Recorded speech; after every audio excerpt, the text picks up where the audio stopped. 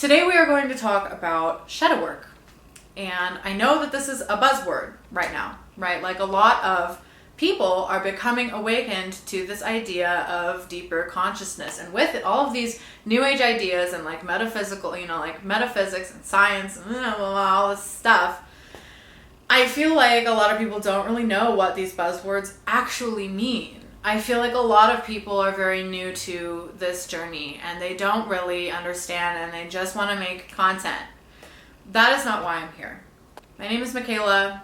I'm 28 years old and I have lifelong experience with this stuff. I got really lucky and I was adopted by two lovely lesbian women from birth, and they are the most spiritual people I've ever met. They introduced me to a lot of these concepts as a young child, and I use them now along with some various practices to bring this information to you. And this has been a long time coming, so I hope that you stick around and find out what this channel has to offer for you in your personal development journey. And this channel in particular is going to have a focus on interpersonal relationships, most importantly, romance. This channel is about conscious relationships, conscious dating, bringing in all of these concepts to help you find true love, real true love.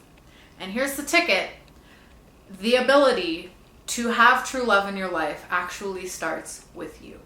You have to become what you want to attract. And if you don't, you are going to end up dating parts of yourself that you hate over and over and over again until you resolve those parts within yourself and integrate them to become a better, healthier, less toxic person. So, what is shadow work? What is the shadow? This concept first came to light via Carl Jung, and he defines the shadow as representing the parts of the personality that we deny, repress, or disown because they are considered undeniable or socially unacceptable. That's a pretty loose definition. That sounds like it comes out of the MSDS. The shadow and shadow work is so much deeper than that. The shadow represents a part of yourself that lives in duality. Duality, as some examples, yin and yang, feminine and masculine energy, light and dark selves, aka the shadow self. The shadow encompasses parts of our personality that are often hidden from our immediate awareness and perception. As people, I don't believe that we are naturally self-aware. I think that this is a skill. This is a trait that has to be cultured, that has to be worked with, that has to be integrated. You're going to hear me use that word a lot, and I'm going to explain it in another video. But when I say hidden from conscious awareness, I mean behind the curtain, behind the scenes. If we can culture a level of self-awareness that helps us to perceive the behaviors, the traits, and the patterns that live within the shadow self, we can begin to consciously bring that stuff to the surface, front and center, and integrate it in a way that benefits us and others around us and doesn't hurt and is not toxic. The shadow is not bad. The shadow is not negative. The shadow is just an untamed beast. It's a wild child with no discipline. It's a part of yourself that you have chosen to deny. And therefore, it is almost like a part of your inner child screaming to get out. And when you do not work with the shadow and you don't do your shadow work, this can manifest as ego, how you act when you're triggered, projecting negativity onto others. And we need to understand that these aspects of us are from cultural, societal, traumatic experiences and events that we've repressed and we've chosen not to deal with.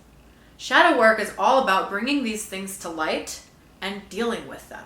The first step to doing shadow work is developing self-awareness. The way that I personally did this is by journaling. Whenever I noticed a trigger come up, a negative behavior, a negative thought pattern, I would write it down. I would determine where it was coming from. I would write down what triggered me, if anything. If I felt like there was a corresponding trauma, anything that felt like it was connected to this behavior, this pattern, or this event, I would just write it down. And over time, I would start to notice more and more when these behaviors came up for me. The second most basic step to shadow work, once you have cultured this level of self-awareness, is to start working with these things to integrate. And by integration, I mean understanding and changing these behaviors to turn them into something that works for you. For example, I was raised by two loving lesbian ladies. I absolutely adore them.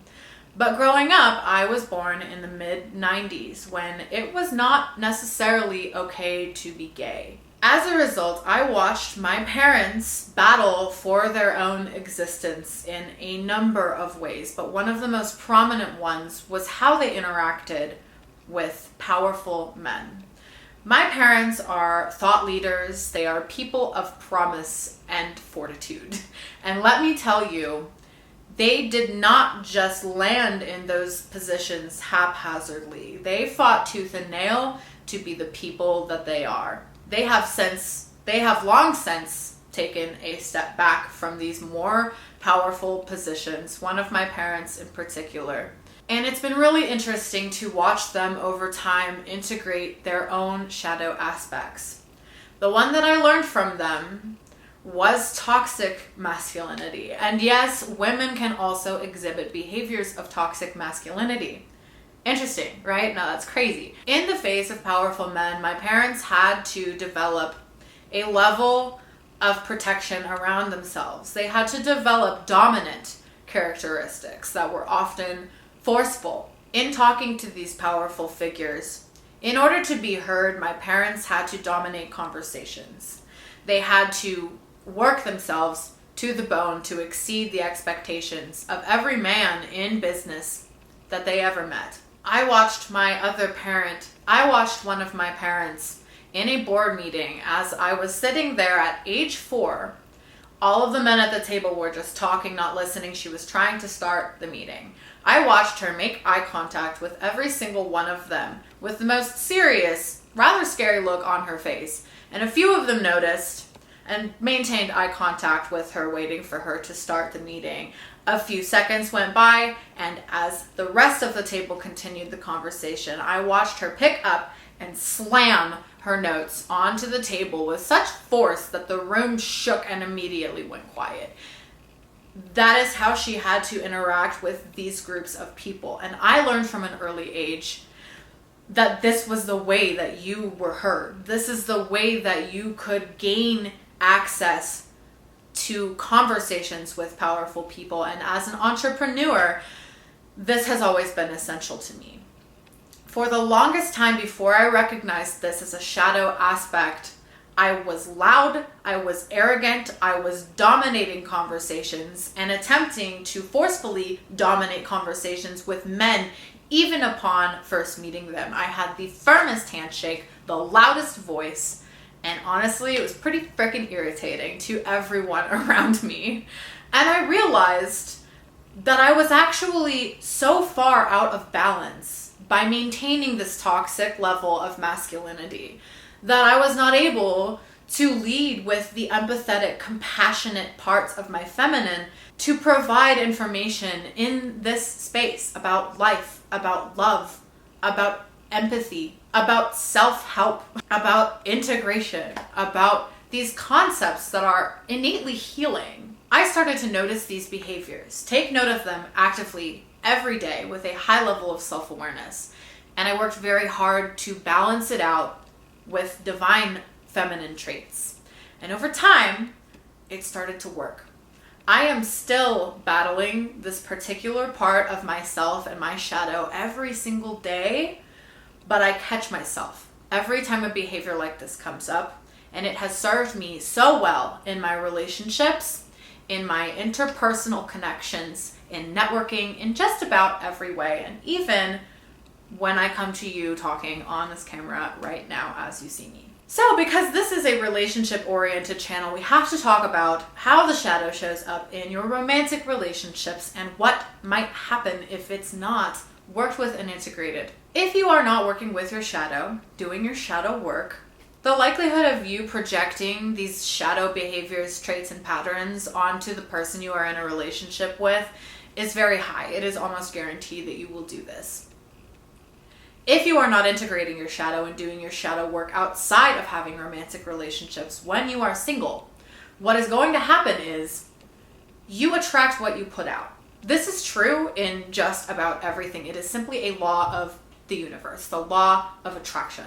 If you are not integrating your shadow and doing your shadow work, you are going to end up dating your shadow aspect manifested into a human being until you work on these things internally, until you become aware and conscious of your shadow.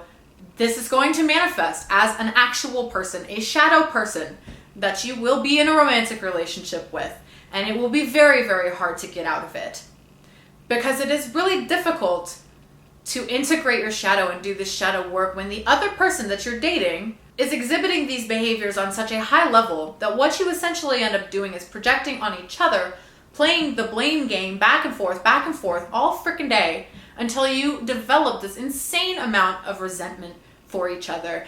And I will tell you right now, from personal experience, my personal opinion is that you cannot actually have a healthy relationship, and you will not attract true love, and you will not attract the right partner until you do your shadow work. You gotta do it. You don't have a choice. So with that being said, I appreciate you taking the time to watch this video. If you want to learn how to do this, how do I become the person that attracts true love, just hit the subscribe button. Give this video a like if you enjoyed it, and comment down below what you think about any of the things that I've said in this video. I would actually really love to hear from you guys. We should start the conversation, get this community going, and help each other on this journey towards true love and happiness. Thank you for watching. I'll see you in the next one.